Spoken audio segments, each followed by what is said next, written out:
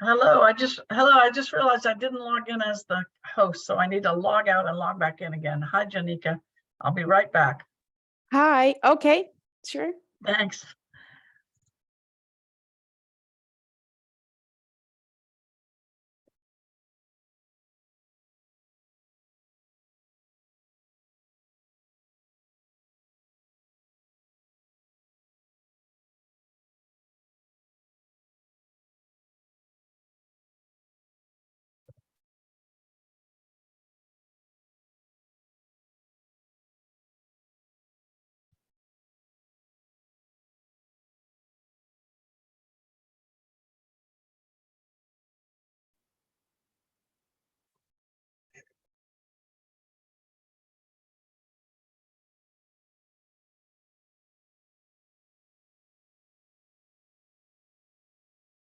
Okay, I think I'm back. Yeah, I can see you. So let me change my background. And I'm filling in for the president. I'm a former president of another club, and I'm Okay. Susie, by the way. And I just changed into a bedroom to work because my working for 3 years at my dining room table was really not a good idea. So it was killing my back. So Yeah. let's see. And I have a perfectly good office 7 miles away I could go to, but I'm too lazy to go these days. So. Oh, okay. Yeah, And you are a speaker. I apologize that I don't know that. I'm actually a visitor, but I'm joining in early since it's the evening time for me because I'm from Finland. So it's actually Okay. 7 p.m. for me. Is Janika? Yes, Janika. Janika. Yes. Okay. Yes. So I'm Sorry. a visitor. Well, welcome. So Thank you. welcome. I had some Finnish a district governor that was from Finland a number of years ago that stayed with me. I can't remember. Ollie, I think was his name. Okay. It's been 15 years or more, I think. I don't remember, but they were really nice. Oh. I haven't been to Finland, so. Yeah, well, it's a beautiful country. I'm sure. Yeah. Let me see if I can change my background because it looks like I have a flower growing out of my head. Yeah, with the band on. Yeah. Background. Virtual background. No, I have to add it. There's Denise. So how did you hear about us, Janika?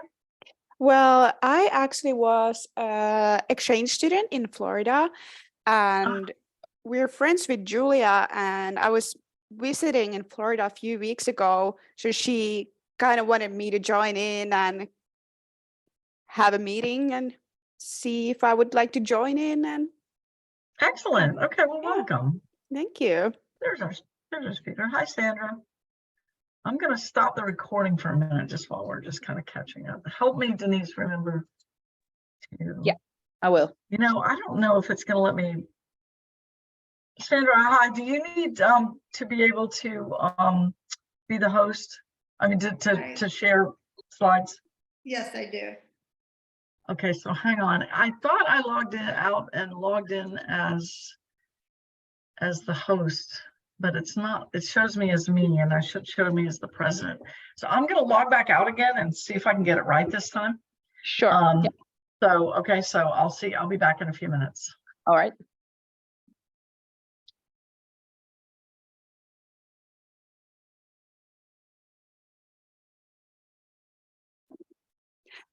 Just a question, since I'm a visitor, do you always have cameras on when you're meeting?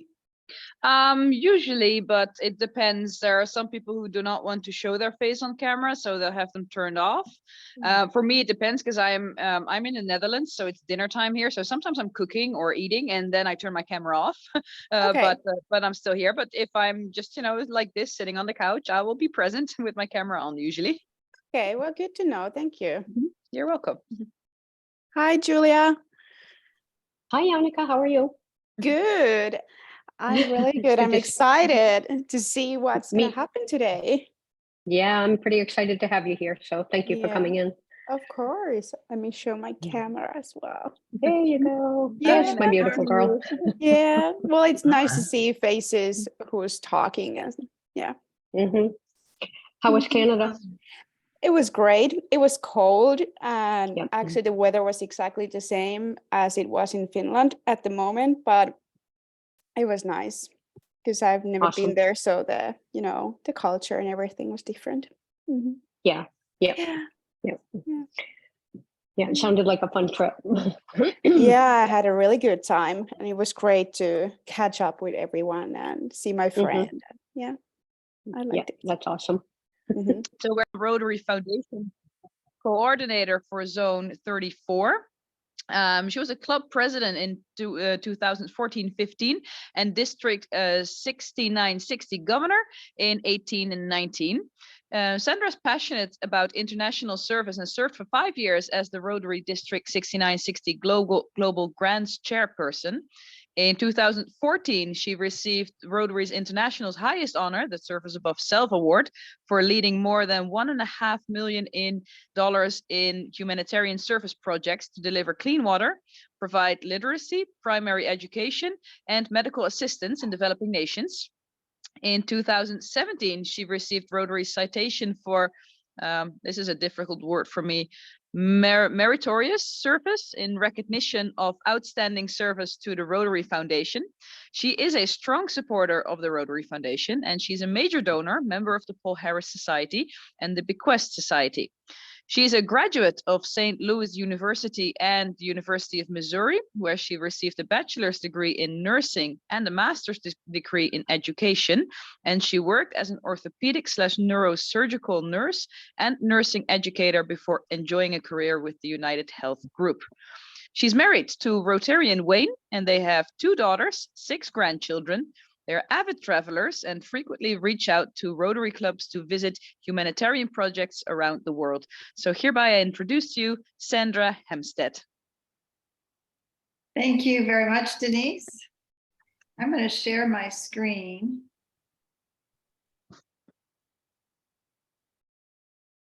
Let's see. Oh, I think I needed to. Oh, let's see. I'm going to stop sharing my screen for just a moment. I think I need to put it into slideshow mode.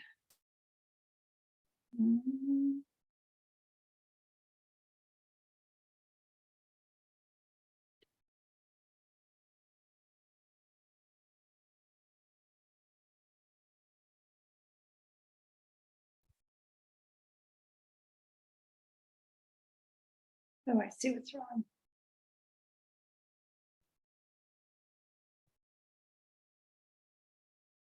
There we go.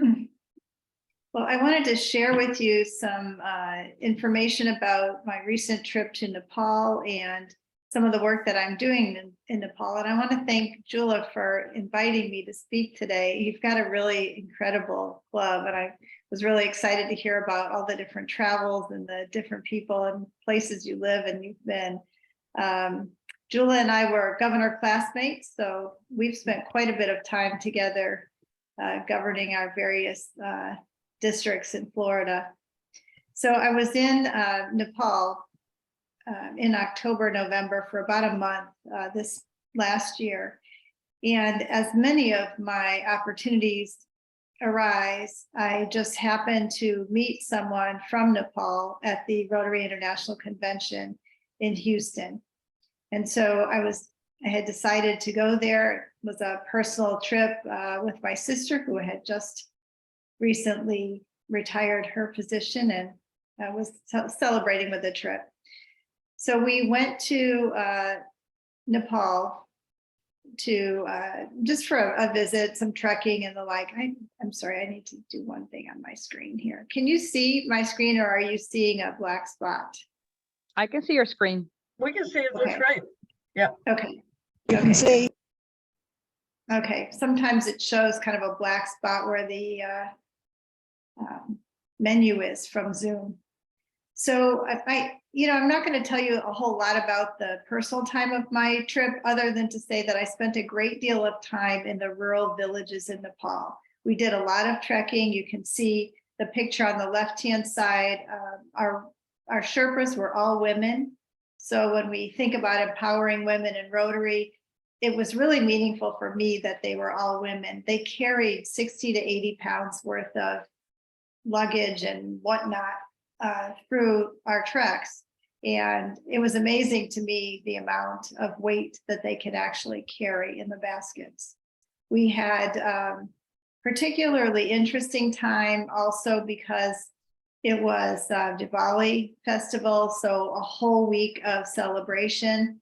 And the photo that's in the middle was two sisters, two Nepali sisters, and then my sister and myself, when we did the brothers and sisters celebration on the very last day of the festival, where the brothers will honor the sisters. And I had a man from Nepal who honored me and provided me with the garland and also, all the different rituals of the festival. So it was just really special and gave me an opportunity to get to know the people of Nepal, a little bit about the culture and the customs before I had to do this global grant. So a rare opportunity, and it was really special. We are going to be working with Sheer Memorial Adventist Hospital. This is a hospital that is in Banepa, which is about a 2-hour drive into the rural communities from Kathmandu. It's a pretty good sized city, but other than what you see here, it starts to get extremely rural. There's a lot of farms, a lot of small villages, and really this hospital serves a very, very large area. It's been in existence 62 years, so it's not a new facility. And there have been a number of additions to the building and so forth over the years. I've had a couple of experiences shared with me from folks from the smaller villages in this area, one of whom told me that he knew someone who had to literally carry their sick family member on a donkey and walk for 5 days to get to the hospital. So it's very rural and it's a very large service area. This is actually a picture of the front of the hospital and all of the staff, and a phenomenal group of people. I can't really say enough about the staff at this particular hospital. Now, I should probably tell you full disclosure in the very beginning, the CEO, the CFO, and the Chief Operating Officer are all Rotarians. So this particular hospital provides very compassionate care to their members, and really regardless of their ability to pay. And that was one of the things that was important to me, that this is a private hospital, but it's not one whose fee structure is such that people that can't pay couldn't afford to go. In fact, I did learn something interesting on my trip. Seeing a specialist at the hospital costs less than getting a haircut. I was extremely shocked. It wouldn't be the same here in the US and probably not in many other countries, but they really are primarily supported through philanthropic donations, and they serve everyone. So some of the services that are available at the hospital has about 100 beds. And as you can see, they have a pretty wide variety of services. They do quite a bit of pediatrics, medical care. They do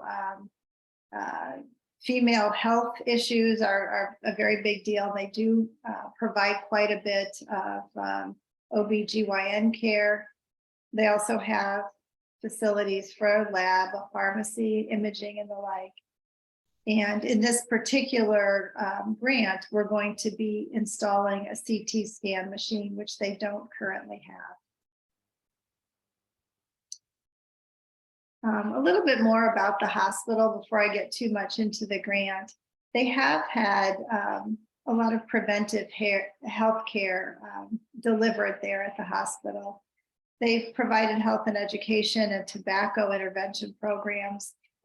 this is one of their prides of the hospital, to be able to provide preventative care. Much of the facilities in the country and even the small healthcare locations that are available periodically around the country really don't provide a whole lot of health education and prevention. They tend to be providing a lot of urgent care.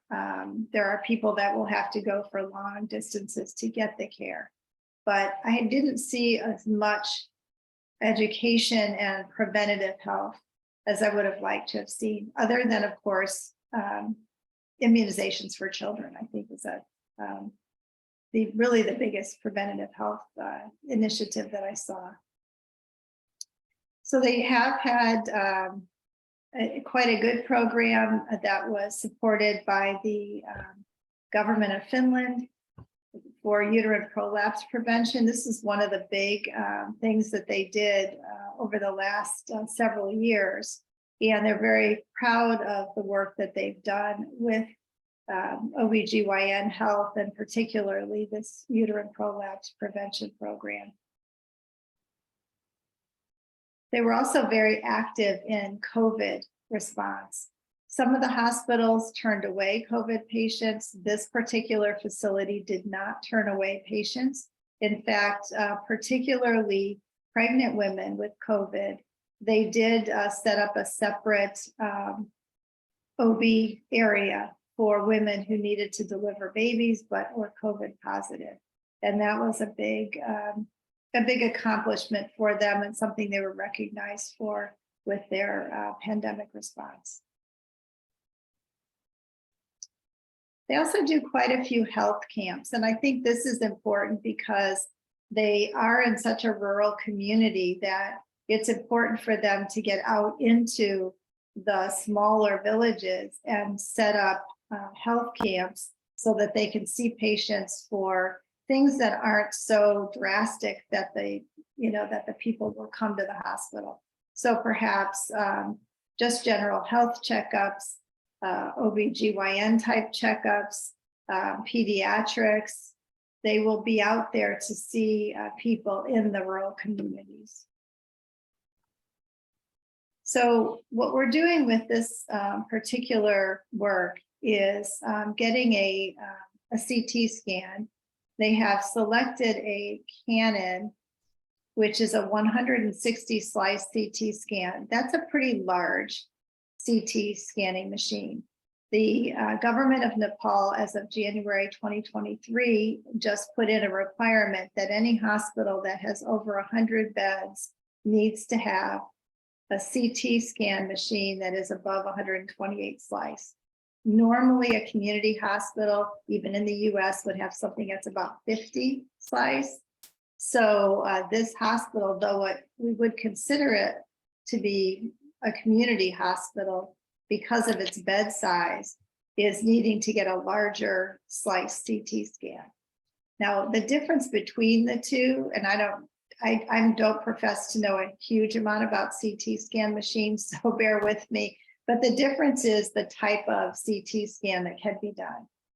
The, we'll just say average type CT scans are in the smaller slice machines. The larger slice machines have enough bandwidth to do the very specialized heart scanning and lung scanning and the very specialized diagnostic studies.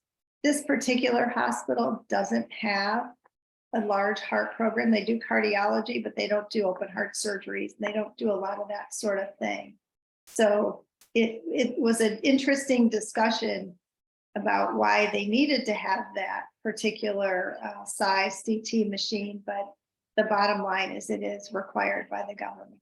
The other thing that's an interesting requirement is that the government requires them to purchase a new machine. They are not able to get a refurbished machine from the US. One of the first thoughts that, all of us working on the project thought was maybe we should get one that's refurbished, because we do have a capability of doing that from some of the hospitals in the US. However, there's a requirement also in Nepal that they get a new machine. And I think really this has to do with the government's attempt to try to really upgrade the level of care and the service for patients in the country. So this is a new machine. It is a Canon 160 slice machine. The Canon does not make one that's 128. They make one that's 160. They're all a little slightly different. We compared 3 or 4 different types of machines and different brands, and this one came up on top. It is cost effective. It includes all the warranties and installation. So it was a good product for this particular hospital. I want to share a story. This young man, Rajan, is a 22-year-old man who was on the hospital's care list for charity care. So his care was not going to cost his family anything. As most families that have little money, the only money that they really have is in their the land or their home. And this particular man doesn't own any land. So he had nothing to give. Sometimes what happens with families when there is an urgent need is they have to pay for the service with their land. So they sell their land. So now they have a house, but they have no land to grow any food or to raise any cattle or, chickens or anything. So it really does put them in a bad position. But this particular family didn't have any land to sell. So they were taken under the wing of the Shear Memorial Hospital for care.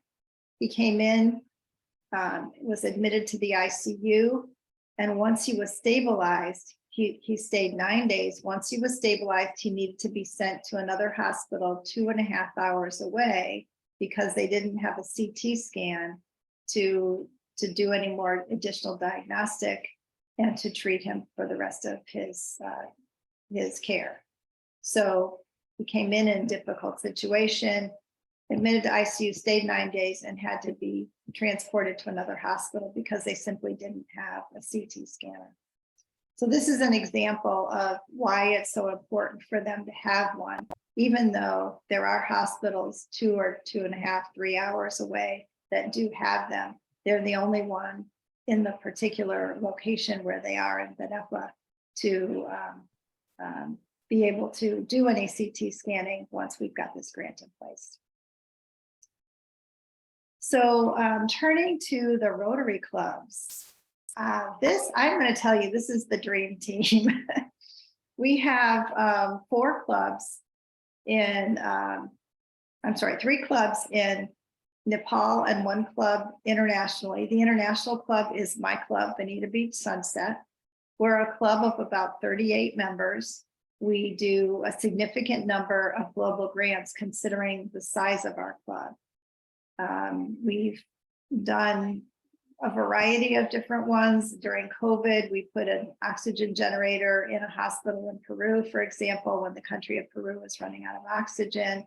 We've done some work with literacy. We've worked with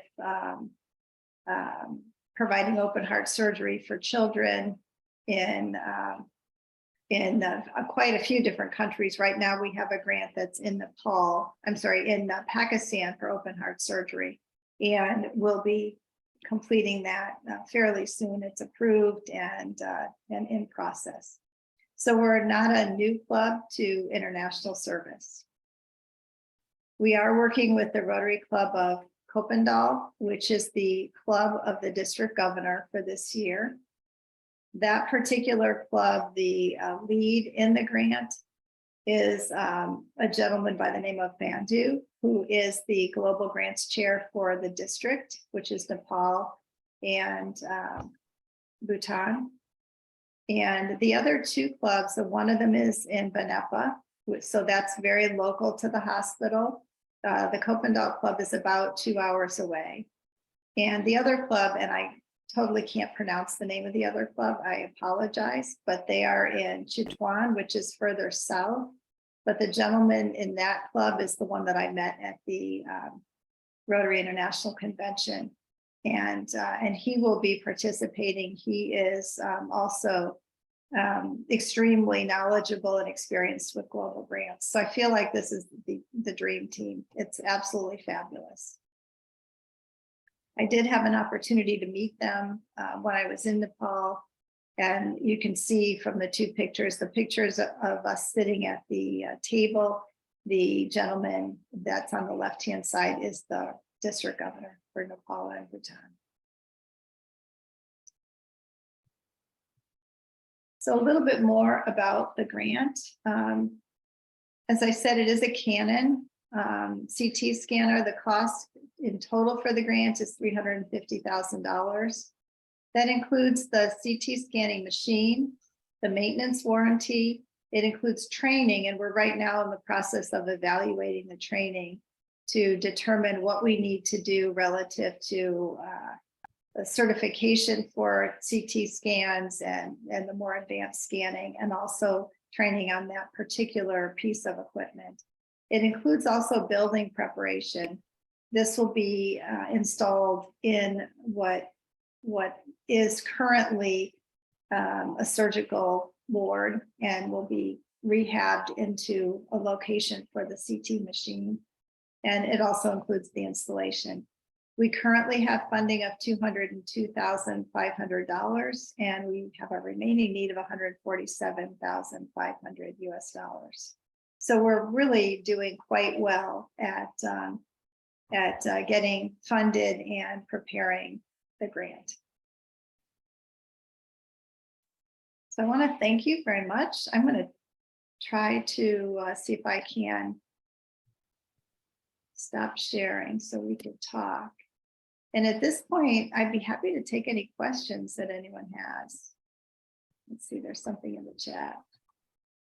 Do we have any questions? Thank you, Sandra. That was very, very interesting. Yeah, Nepal is on my list of places to go. So It's wonderful. It's absolutely beautiful. And our president, Sam, has been there, I think, multiple times and worked with, yeah, so yeah, it seems like a really cool thing to do. Yeah, well, thank you so much for that. I did have a question about the government making the declaration about the size of the CT scanner. Where did that kind of come from? Do you have any idea? It seems kind of an odd thing they would have declared, but I don't know the government.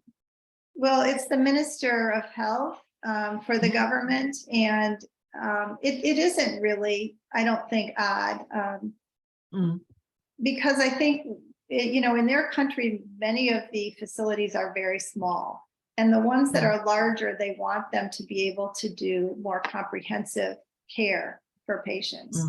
And this one just happens to be sitting in a place that I would have expected them to be a community hospital, but they're larger than 100 beds. So they have the capability of really expanding into additional types of care. And once we put the CT scanner in, they'll use it for the types of patients that they get now. But I think they'll also take a look at whether they should really expand the amount of services or the types of service that are done at the facility. It gives them an opportunity to take a look at that. Excellent. Okay, thank you. Any other questions or comments? Seems like somebody would. Do you have plans to return, or are you just doing it remotely? Well, I've been working with them remotely for, I guess, about 6 months or 8 months now. I would like to return, but obviously it's pretty far away, and I'm not sure when that would be. So I don't know for sure. We do have support from quite a few different areas of the United States, which has been kind of interesting as well. We have a group that's in Colorado that's been working with us in the Littleton, Colorado area. We have people across the state of Florida working with us also. And I think there may be a group that goes from one of those other groups that are working with us. So hopefully someone will get there if it's not me. But, I see Alice has her hand up. Yes, ma'am. Yeah, I think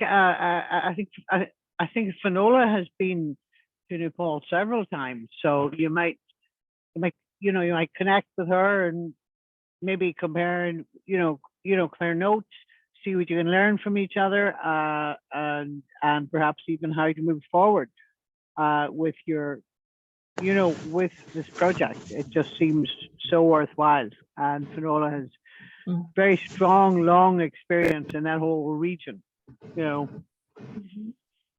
Yeah, and Finola also has her hand up right about the same time as yours, Ayla. So What I was Finola. I was going to ask, when I was there the last time, the roads were really bad. It could take 5 hours to do a very short distance. I'm just wondering, have the roads improved? Or it's been 25 years since I was there, so it was very backward.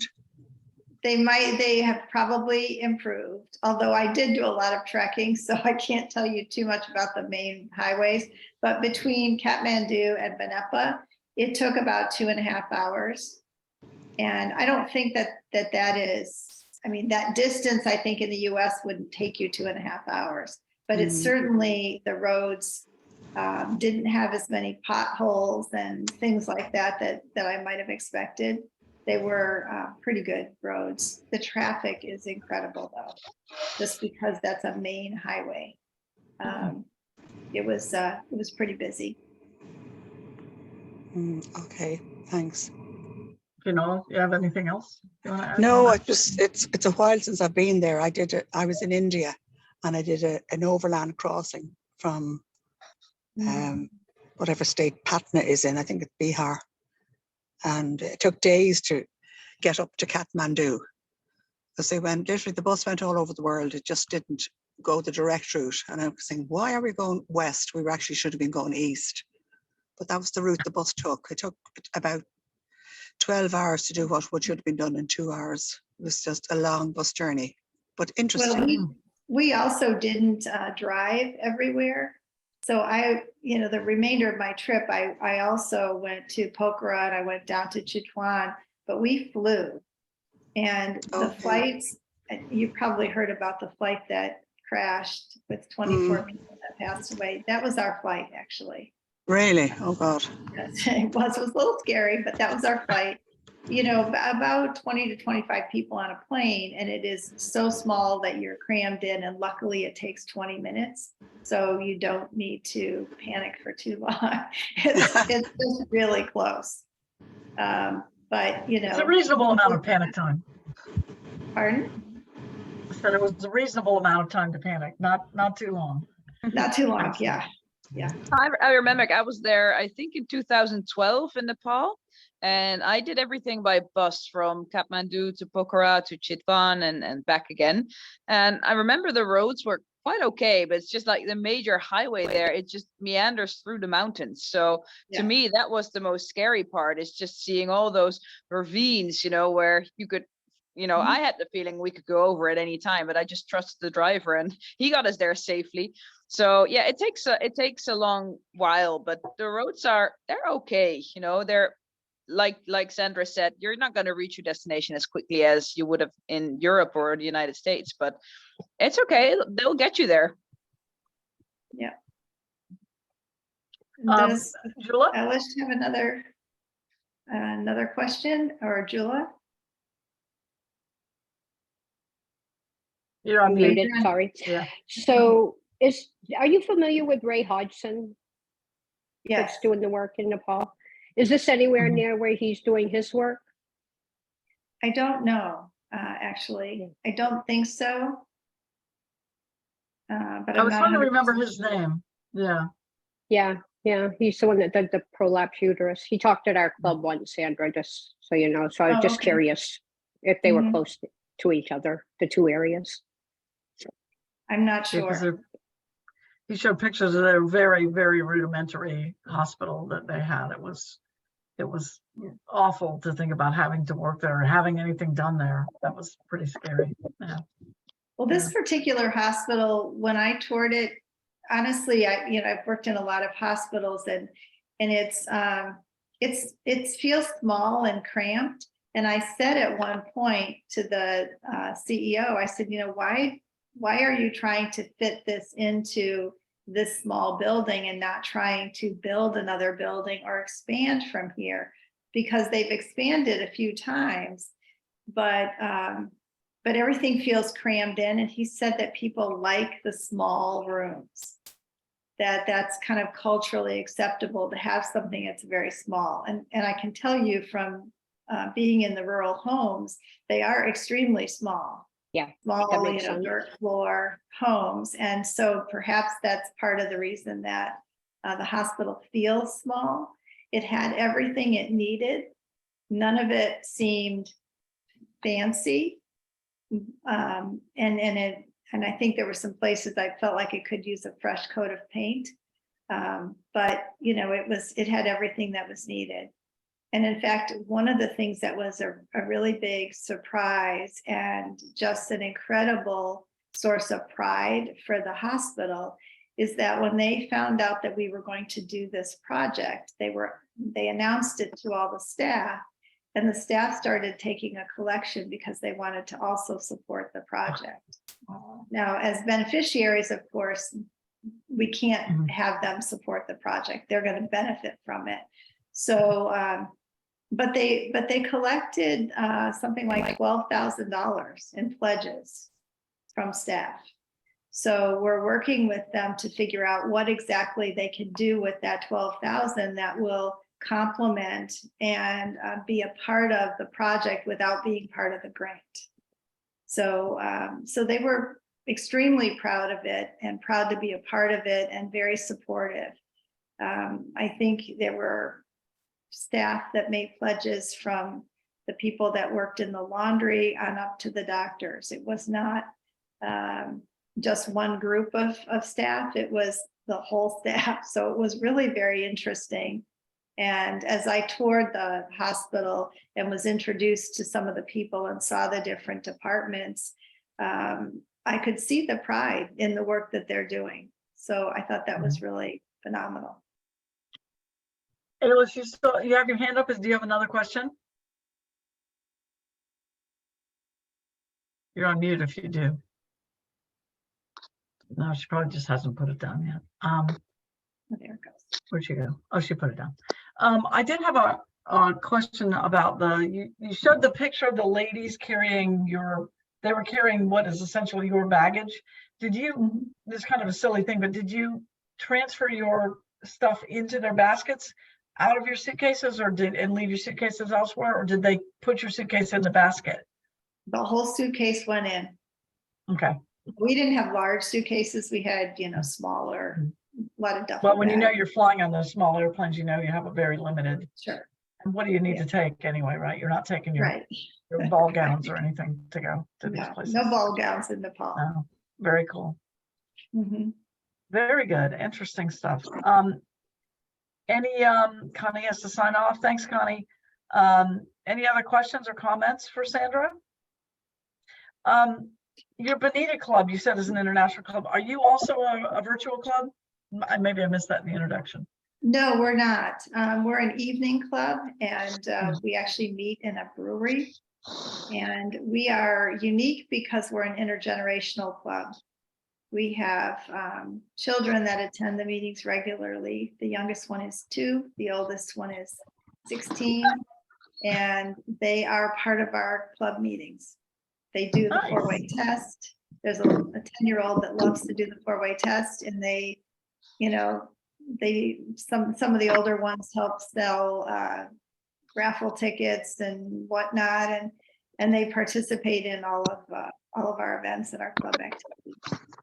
I have a really dumb question since I grew up in Florida. Where is Bonita Beach?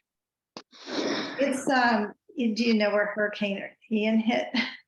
It's right there. Where? We're right there where the hurricane hit in Bonita Springs and Fort Myers. Oh, Fort Myers area. Okay. Fort Myers area. Okay. I kept thinking Panhandle, but I knew that wasn't right. So no. Okay. We're you're a little bit just north of Naples and just south of Fort Myers. Yeah. Okay. I'm actually located in Cocoa, which is due east, the Space Center area. And several of us are. Kraz is, Linda Seals, Ailish, myself, Finola is sometimes here, sometimes in Ireland, which I think she's back in Ireland. Dave Anders is here. Excuse me, Connie and Neil are here, and Tula are also here. Denise is in the Netherlands. Gael, who's on the call, is in Lyon, France. Roger is down in Boca, I think. So, and Jen Reed is in Claremont. So we're scattered all over. So we're international in a different way. And intergenerational, if you consider that Denise and hopefully Yannicka, who might join us, are in another generation, and actually Alana is too, although she's getting closer. Yeah, we have a wide range of ages as well. Our youngest Rotarian just turned 21. Our oldest is 84, and we have more women than men in the club, so it's a little bit. We do too, actually. Yeah. Well done. Okay. Yeah. All right. Well, with that, unless anyone has any more questions, I'm going to turn off the recording and